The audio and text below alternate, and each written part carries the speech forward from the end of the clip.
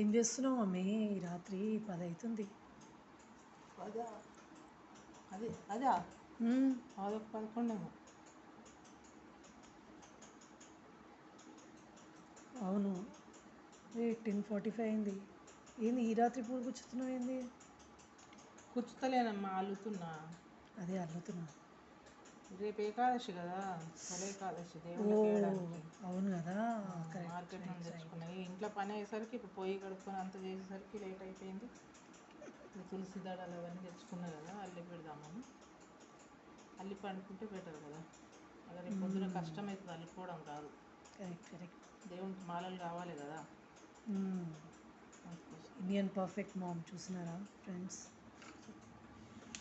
చూడిగో, నీకు వచ్చా? నాకు వచ్చా రాదా నాకంటే ఎక్కువ నీకే తెలుసు మమ్మీ. తెలుసు కదా, నువ్వు అల్లుతేనేమో 50 రూపాయల మూర తీసుకుంటారు, నేను అల్లుతేనేమో 10 రూపాయల మూర తీసుకుంటారు. అంటే అంత బాగా అల్లుతావు అన్నట్టు. అండమాన్ నికోబార్లో ఒక్కొక్క పువ్వు ఉంటుంది నేను అల్లితే.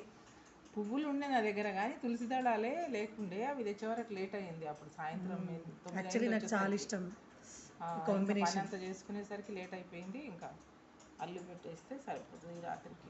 పొద్దున మళ్ళీ చాలా కష్టమవుతుంది అల్లుకోవడానికి. ఇది విష్ణుమూర్తికి చాలా ఇష్టం కదా. తొలి ఏకాదశి అంటే మొదలు ఇప్పటి నుండి పండుగలన్నీ మనకు స్టార్ట్ అవుతుంటాయి.